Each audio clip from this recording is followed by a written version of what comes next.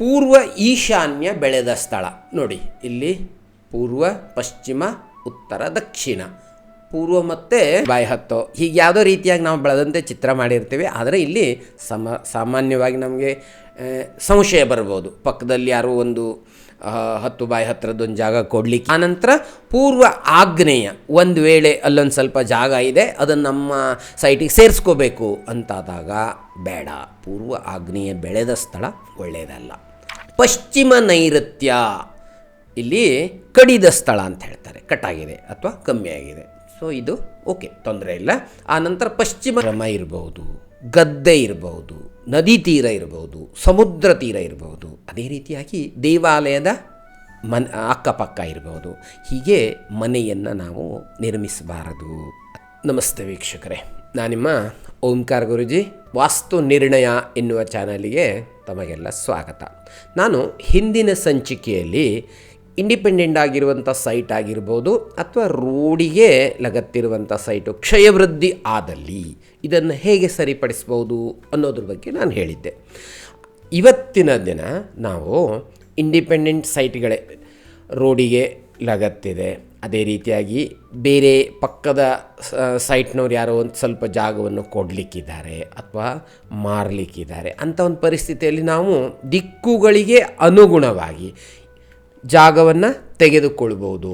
ಅಥವಾ ಕ್ಷಯವಾದಲ್ಲಿ ಹೇಗೆ ಮಾಡಬೇಕು, ಒಂದು ವೇಳೆ ಕ್ಷಯ ಇದ್ದರೆ ನಾವು ಇದನ್ನು ತೆಗೆದುಕೊಳ್ಬೇಕು ಬೇಡವೋ ಅನ್ನೋದ್ರ ಬಗ್ಗಾಗಿ ಇವತ್ತಿನ ಸಂಚಿಕೆಯಲ್ಲಿ ಉದಾಹರಣೆಗಳ ಮೂಲಕ ನೋಡೋಣ. ನಾವು ತೆಗೆದುಕೊಂಡಂತಹ ಸ್ಥಳ ಪೂರ್ವ ಈಶಾನ್ಯ ಬೆಳೆದ ಸ್ಥಳ ನೋಡಿ, ಇಲ್ಲಿ ಪೂರ್ವ, ಪಶ್ಚಿಮ, ಉತ್ತರ, ದಕ್ಷಿಣ, ಪೂರ್ವ ಮತ್ತು ಉತ್ತರ ಕಾರ್ನರು, ಇದಕ್ಕೆ ನಾವು ಪೂರ್ವ ಈಶಾನ್ಯ ಅಂತ ಹೇಳ್ತೀವಿ. ಬೆಳೆದ ಸ್ಥಳ, ಇಲ್ಲಿ ಈ ಸ್ಥಳ ಒಳ್ಳೆಯದು ಅಥವಾ ಕೆಟ್ಟದ್ದು, ಅಥವಾ ನಾವು ತೆಗೆದುಕೊಳ್ಳಿಕ್ಕೆ ಓಕೆನೋ ಅಥವಾ ಬೇಡೋ ಅಂತ ಈ ರೀತಿಯಾಗಿ ನಿರ್ಧಾರವನ್ನು ನಾವು ತೆಗೆದುಕೊಳ್ಳಬೇಕಾದ ಪರಿಸ್ಥಿತಿಯಲ್ಲಿ ಯಾವಾಗಲೂ ಪೂರ್ವ ಈಶಾನ್ಯ ಬೆಳೆದಂತಹ ಸ್ಥಳ, ಅದು ನಾವು ಅಲ್ಲಿ ಚಿತ್ರದಲ್ಲಿ ಹಾಗೆ ಅಂದರೆ ಒಂದು 10 ಬಾಯಿ 10 ಹೀಗೆ ಯಾವುದೋ ರೀತಿಯಾಗಿ ನಾವು ಬೆಳೆದಂತೆ ಚಿತ್ರ ಮಾಡಿರ್ತೀವಿ. ಆದರೆ ಇಲ್ಲಿ ಸಾಮಾನ್ಯವಾಗಿ ನಮಗೆ ಸಂಶಯ ಬರ್ಬೋದು, ಪಕ್ಕದಲ್ಲಿ ಯಾರೋ ಒಂದು 10 ಬಾಯಿ ಹತ್ತಿರದೊಂದು ಜಾಗ ಕೊಡಲಿಕ್ಕಿದೆ ಅಂತ ಹೇಳಿದ್ರು. ಆ ಪರಿಸ್ಥಿತಿಯಲ್ಲಿ ಅದು ನಮ್ಮ ಜಾಗಕ್ಕೆ ಹೊಂದಿಕೊಂಡಂತೆ ಇರ್ತಾ ಇದೆ. ಆಗ ಏನಾಗುತ್ತೆ ಅಂತಂದರೆ ನಮ್ಮ ಸೈಟು ಬೆಳೆದಂತ ಆಗುತ್ತದೆ. ಇದನ್ನು ತೆಗೆದುಕೊಳ್ಬೋದು. ಪೂರ್ವ ಈಶಾನ್ಯ ಬೆಳೆದ ಸ್ಥಳ ಒಳ್ಳೆಯದು, ಇದನ್ನು ನಾವು ತೆಗೆದುಕೊಳ್ಳಿಕ್ಕೆ ಯಾವುದೇ ತೊಂದರೆ ಇಲ್ಲ. ಅದೇ ರೀತಿಯಾಗಿ ಇನ್ನೊಂದು ಚಿತ್ರದಲ್ಲಿ ನೋಡುವ, ಪೂರ್ವ ಈಶಾನ್ಯ ಕಡಿದ ಸ್ಥಳ. ನಮಗೂ ಒಂದು ವೇಳೆ ಕಡಿದ ಸ್ಥಳ ಅಂತಂದರೆ ಒಂದು ವೇಳೆ ಅಲ್ಲಿ ರಸ್ತೆ ಬಂತೋ ಅಥವಾ ಇನ್ನೊಬ್ಬರ ಸೈಟ್ ಅವರು ತಯಾರು ಮಾಡಬೇಕಿದ್ರೆ ಆ ರೀತಿಯಾಗಿ ಏನೋ ಮಾಡಿದ್ರು ಅಂತ ಇಟ್ಕೊಳ್ಳಿ. ಆ ಪರಿಸ್ಥಿತಿಯಲ್ಲಿ ಯಾವಾಗಲೂ ಪೂರ್ವ ಈಶಾನ್ಯ ಕಡಿದ ಸ್ಥಳ ಒಳ್ಳೆಯದಲ್ಲ. ಇದನ್ನು ನಾವು ಅಂತಂದ್ರೆ ನಾವಿಲ್ಲಿ ಸೈಟನ್ನು ಸರಿ ಮಾಡಿಕೊಂಡು ಅಥವಾ ಇನ್ನೇನೋ ಮಾಡ್ಕೊಂಡು ಇದ್ರ ಬಗ್ಗೆ ಸೊಲ್ಯೂಷನ್ ತೆಕ್ಕೋಬೋದು ಅಂತ ಯೋಚನೆ ಮಾಡಿದಾಗ ಯಾವಾಗಲೂ ಪೂರ್ವ ಈಶಾನ್ಯ ಕಡಿದಂಥ ಸ್ಥಳನ ಆದಷ್ಟಾಗಿ ಬಿಟ್ಟುಬಿಡಿ, ಬೇಡ ಅದು. ಹಾಗೆ ಮುಂದಿನ ಚಿತ್ರದಲ್ಲಿ ನೋಡುವ, ಪೂರ್ವ ಆಗ್ನೇಯ ಕಡಿದ ಸ್ಥಳ ಅಂದರೆ ಕಡಿಮೆ ಮಾಡಿದಂಥದ್ದು, ಇದು ಒಳ್ಳೆಯದು. ಒಂದು ವೇಳೆ ಈ ರೀತಿ ಸೈಟ್ ಇದೆ ಅಂತಾದರೆ ಪೂರ್ವ ಮತ್ತು ಆಗ್ನೇಯ ದಿಕ್ಕುಗಳನ್ನು ಸರಿಯಾಗಿ ನೋಡ್ಕೊಳ್ಳಿ. ಇದು ಕಡಿಮೆ ಮಾಡದಂಥ ಸ್ಥಳ, ಕಡಿಮೆ ಇದ್ದಂಥ ಸ್ಥಳ, ಇದು ಒಳ್ಳೆಯದು, ತೆಗೆದುಕೊಳ್ಬೋದು. ಆನಂತರ ಪೂರ್ವ ಆಗ್ನೇಯ, ಒಂದು ವೇಳೆ ಅಲ್ಲೊಂದು ಸ್ವಲ್ಪ ಜಾಗ ಇದೆ ಅದನ್ನು ನಮ್ಮ ಸೈಟಿಗೆ ಸೇರಿಸ್ಕೋಬೇಕು ಅಂತಾದಾಗ ಬೇಡ, ಪೂರ್ವ ಆಗ್ನೇಯ ಬೆಳೆದ ಸ್ಥಳ ಒಳ್ಳೆಯದಲ್ಲ. ಈಗ ಹಾಗೆ ಮುನ್ನೋಡೋಣ.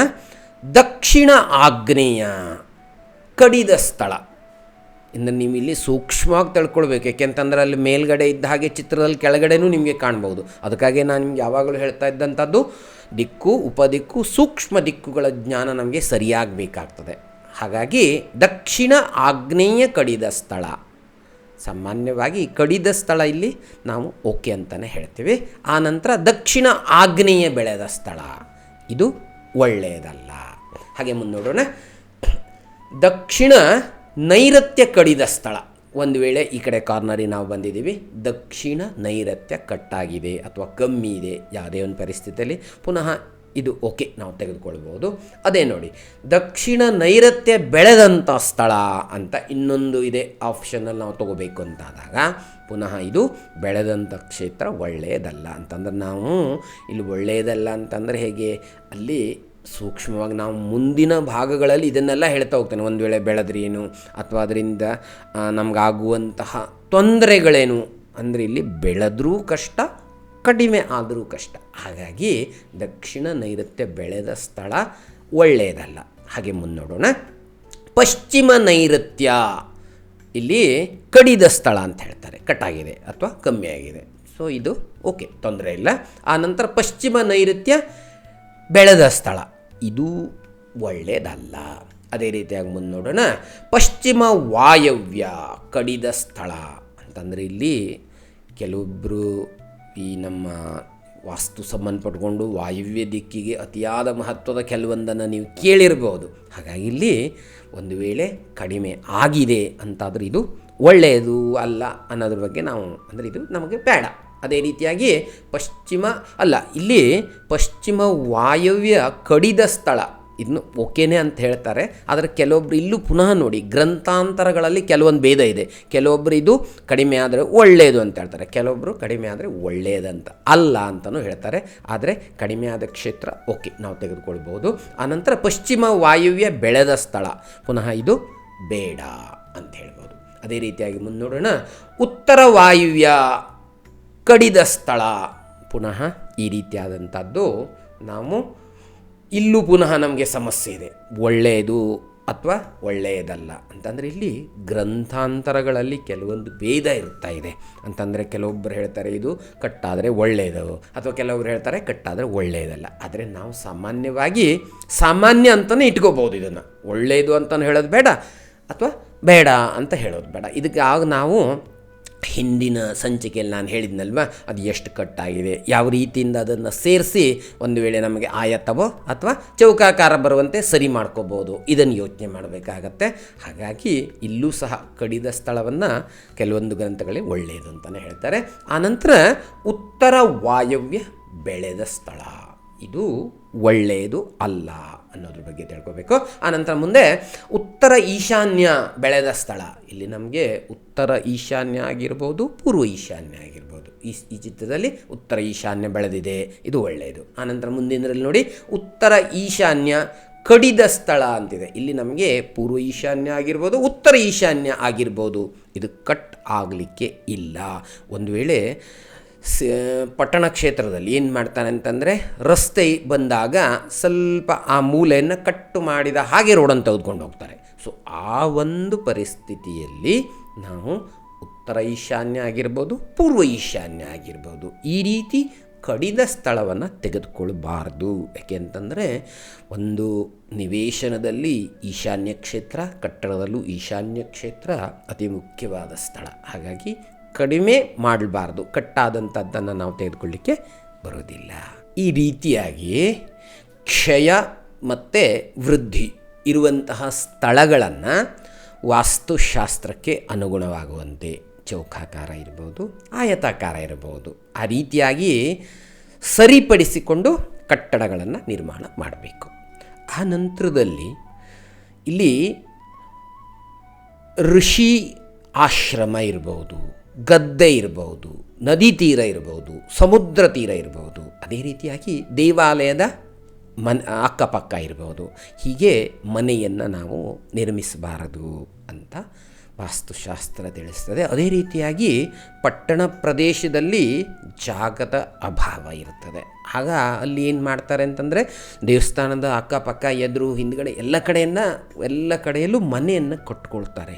ಇಲ್ಲಿ ಈ ಬಗ್ಗೆ ವಾಸ್ತುಶಾಸ್ತ್ರ ಏನು ಹೇಳುತ್ತೆ ಅನ್ನೋದನ್ನು ನಾವು ನೋಡಿದಾಗ, ಇಲ್ಲಿ ನೋಡಿ, ವಿಷ್ಣು ದೇವಾಲಯದ ಎಡಗಡೆ ಮತ್ತು ಹಿಂದುಗಡೆ ವಿಶೇಷವಾಗಿ ಮನೆಯನ್ನು ನಿರ್ಮಾಣ ಮಾಡ್ಕೋಬಾರ್ದು. ಆ ನಂತರದಲ್ಲಿ ದುರ್ಗೆ, ಕಾಳಿ, ಶಿವ ಈ ರೀತಿಯಾದ ದೇವತೆಗಳ ಮಂದಿರ ಬಲಭಾಗದಲ್ಲಿ ಮತ್ತು ಎದುರುಗಡೆ ಮನೆಯನ್ನು ನಿರ್ಮಾಣ ಮಾಡಬಾರ್ದು ಅಂತ ಹೇಳ್ತದೆ. ಅದೇ ರೀತಿಯಾಗಿ ಹೀಗೆ ಬೇರೆ ಬೇರೆ ಯಾವುದೇ ದೇವತೆಗಳಿದ್ದರೂ ಸಹ ಆ ಮಂದಿರದ ಮುಂಭಾಗದಲ್ಲಿ ಮನೆಯನ್ನು ನಿರ್ಮಾಣ ಮಾಡಬಾರದು ಅಂತ ಶಾಸ್ತ್ರ ತಿಳಿಸ್ತದೆ. ಹಾಗೆ ಈ ರೀತಿಯಾಗಿ ಸಾಮಾನ್ಯವಾಗಿ ಅಂದರೆ ನಮ್ಮ ವಾಸ್ತುದಲ್ಲಿ ಹೇಳಿದ ಹಾಗೆ ಮಾಡಲಿಕ್ಕೆ ಆಗತ್ತೋ ಅನ್ನೋದನ್ನು ಮ್ಯಾಕ್ಸಿಮಮ್ ನಾವು ಪ್ರಯತ್ನ ಮಾಡಬೇಕು. ಯಾಕೆಂತಂದರೆ ನಾವು ಅಲ್ಲಿ ವಾಸಿಸುವಂಥವ್ರು. ಈಗ ಕೆಲವೊಂದು ತುಂಬ ಹಳೆ ಕಾಲದಿಂದ ಬಂದಿರುವಂಥ ಮಂದಿರದ ನೋಡಿ ಅದರದ್ದು ಪ್ರಾಕಾರ ಇರ್ತಾ ಇದೆ. ಹಾಗಾಗಿ ಅಲ್ಲಿ ಆಲ್ರೆಡಿ ನಮಗೆ ಹಿಂದೋ ಮುಂದೋ ಅಥವಾ ಆ ಕಡೆ ಈ ಕಡೆ ಮನೆ ಕಟ್ಟಲಿಕ್ಕೆ ಆಗಲ್ಲ. ಆದರೆ ಇವತ್ತು ಏನಾಗಿದೆ ಅಂತಂದ್ರೆ ಪಟ್ಟಣ ಪ್ರದೇಶದಲ್ಲಿ ಇರೋದೇ ಚಿಕ್ಕ ಚಿಕ್ಕ ಜಾಗ, ಅಲ್ಲೂ ದೇವಾಲಯವು ಕೂಡ ಜೊತೆಯಲ್ಲಿ ಬರ್ತಾ ಇದೆ. ಹಾಗಾಗಿ ಇದರಿಂದ ನಮಗೆ ಅಭಿವೃದ್ಧಿಗಾಗ್ಬೋದು ಅಥವಾ ಮಕ್ಕಳ ಮರಿಗಾಗ್ಬೋದು, ಏನೋ ತೊಂದರೆಗಳು ಬರ್ತದೆ ಅನ್ನೋದು ಪಕ್ಕ. ಹಾಗಾಗಿ ನಾವು ಆದಷ್ಟು ಮಟ್ಟಿಗೆ ಶಾಸ್ತ್ರದಲ್ಲಿ ಹೇಳಿದಂತೆ ನಾವು ಮಾಡ್ಕೊಂಡು ಹೋದರೆ ಉನ್ನತಿ ಆಗುವಂಥದ್ದು, ಒಳ್ಳೆಯದಾಗುವಂಥದ್ದು ಇದು ನಮಗೆ ಆಗೇ ಆಗ್ತದೆ. ಯಾಕೆ ಅಂತಂದರೆ ಋಷಿ ಮುನಿಗಳು ಅವರು ನಮ್ಮ ಹಾಗೆ ಅಥವಾ ಇನ್ನೇ ಯಾವುದೇ ರೀತಿಯಿಂದ ಅಂದ್ರೆ ಮನಸ್ಸಿನಲ್ಲಿ ಬಂದು ಹೇಳಿರ್ತಕ್ಕಂಥದ್ದಲ್ಲ. ಇದು ಎಲ್ಲ ದಿವ್ಯ ಚಕ್ಷುವಿನಿಂದ ತಿಳಿಸಿರುವಂಥದ್ದು, ಅಂದರೆ ಅವರು ಪಡೆದ ಜ್ಞಾನದಿಂದ. ಹಾಗಾಗಿ ಅದೇ ರೀತಿಯಾಗಿ ಮಾಡ್ಕೊಂಡು ಹೋದರೆ ಒಳ್ಳೆಯದು. ಇನ್ನು ವೀಕ್ಷಕರೇ, ನಾನು ಮುಂದಿನ ಒಂದು ಸಂಚಿಕೆಯಲ್ಲಿ ಮಾನಪ್ರಭೇದಗಳು ಅಂತಂದರೆ ನಾವು ಅಂದರೆ ಇಲ್ಲಿ ಅಳತೆಗಳು ಅಂತ ತೆಗೆದುಕೊಳ್ಬೋದು. ಅಂದರೆ ಯಾವುದೇ ರೀತಿಯಾದಂತಹ ಗ್ರಹ ಆಗಲಿ ದೇವಾಲಯ ಯಾವುದೇ ನಿರ್ಮಾಣ ಮಾಡುವ ಕಾಲದಲ್ಲಿ ಅಳತೆಗಳು ಅಂತಂದರೆ ಹಿಂದಿನ ಕಾಲದಲ್ಲಿ ಯಾವ ರೀತಿಯಾದ ಅಳತೆಗಳಿತ್ತು, ಈಗ ಯಾವ ರೀತಿಯಾಗಿ ನಡ್ಕೊ ಬಂದಿದೆ, ಈ ಬಗ್ಗೆ ನಾವು ತಿಳಿದುಕೊಳ್ಳೋಣ.